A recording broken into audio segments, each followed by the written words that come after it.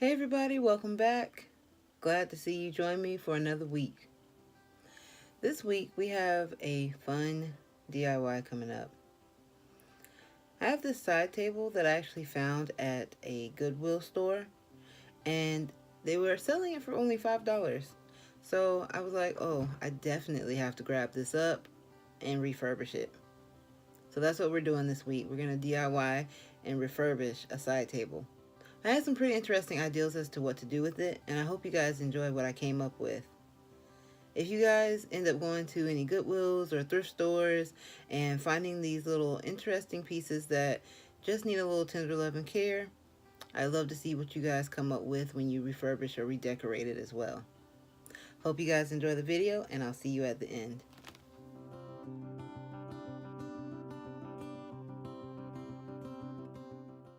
So first you want to go ahead and sand the table. It doesn't have to be a deep and thorough sanding. It can be a really light one. You want to go ahead and sand the table, that way you can remove any waxy finishes that the original table may have. That way, when you get ready to go ahead and spray paint, the spray paint will go on really even and really smooth, providing a better and longer lasting look.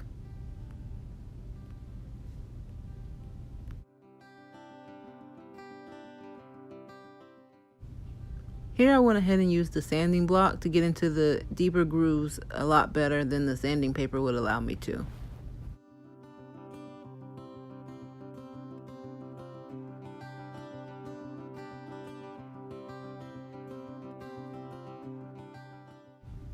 After I got done sanding, I did go ahead and wipe the table down. You don't want to start spray painting with that layer of dust on there, because then it'll just really look weird under the spray paint. So once I finished wiping the table down, getting off any dust and dirt, I started to go ahead and spray paint. I chose this really pretty color by Valspar. I wanted it to be kind of a grayish color. That way it could match the marble print paper that you'll see later on that I'll be putting as an inset onto the top of the table.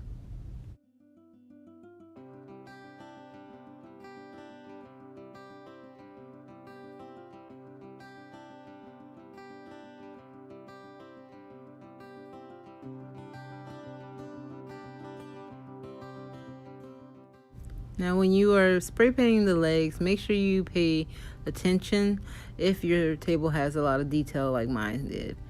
You want to make sure that you cover all of the detail pieces on the leg, so that way you don't have any of the brown showing through the spray paint.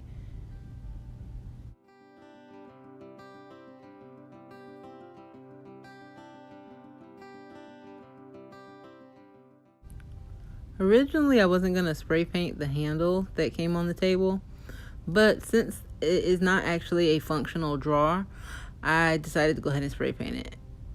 And once you see the finished product, I think you'll agree that it was a good decision.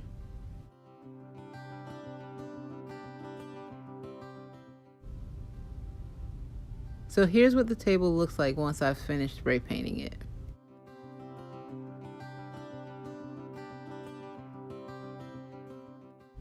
So here I'm just measuring the width and the length of the top of the table. That way I can cut out my marble contact paper to match. So once I cut out the marble contact paper to size, I went ahead and applied it to the top of the table. Now this whole process can be tedious because the marble contact paper is very sticky and it will bubble up if you don't take your time and smooth it down. Work slowly and work in sections, and if you have somebody to help you, that's even better.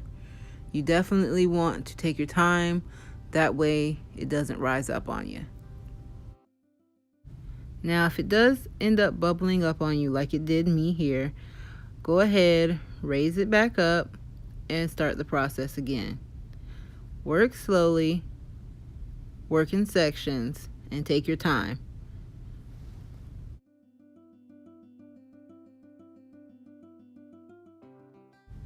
Also, don't be afraid to change your methods.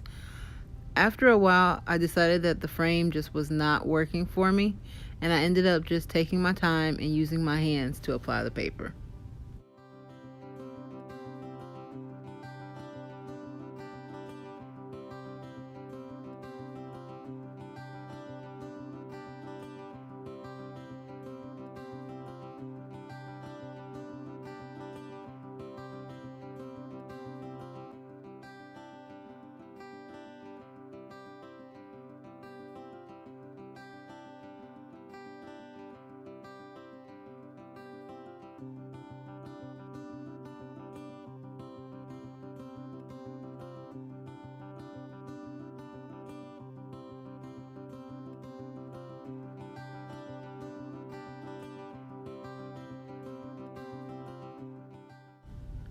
So on the bottom of the table, I decided to apply this stencil of a lighthouse. I am making this table for my mom, and she really enjoys lighthouses. Now, originally, I went ahead and painted the flowers with the lighthouse, but I actually did not like how that looked. So, the great thing about the acrylic paint that I was using is that you can actually wash it off as long as you wash it off immediately. Just use water and a sponge and it'll come right off. When you're using the stencil, make sure to take your time because the paint can bleed and blur the lines. It did end up happening to me, although the end result to me didn't look bad, so I didn't decide to erase it for a second time.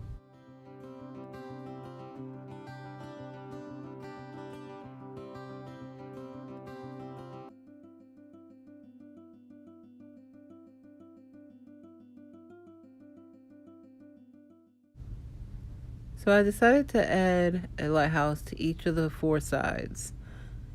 I thought it looked better that way. And here's the finished product. What do you guys think? The colors work really well together.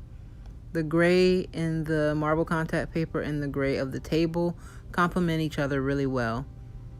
I added my Himalayan salt rock on the bottom, kind of as an homage to a lighthouse. It actually does light up, and so it'll kind of be like the light for the lighthouses. The drawer handle came out really well, and you can't even tell that it's a faux drawer. I really love this project. I think that if you guys find a table anywhere at a Goodwill or a thrift store, you should definitely pick it up and try this project out. You can of course put your own spin on it, pick paint colors that will match your decor in your home, and find things that'll go on top of the table that'll match as well.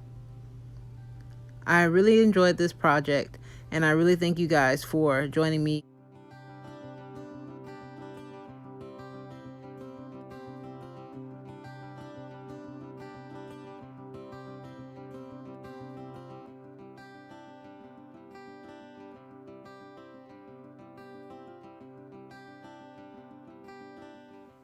So I really hope you guys enjoyed that. I wanted to do something a little bit different with it and kind of elevate the style. The lighthouses on there are really sentimental. Anytime you guys find these little pieces at these Goodwills or thrift stores, just take a second and think of what it can be. Most times you can go ahead and create something really beautiful out of something that somebody else didn't think was worth anything. I really appreciate you guys joining me again this week. I hope you guys have been checking out the other videos. Again, there's the DIY shoe wall that I did on my first DIY video. Hope you guys have been sharing, liking, commenting, and subscribing. I hope you guys have a great week, wherever you are and whatever you're doing. Thanks for joining me, and I'll see you guys next time. Alright, bye guys.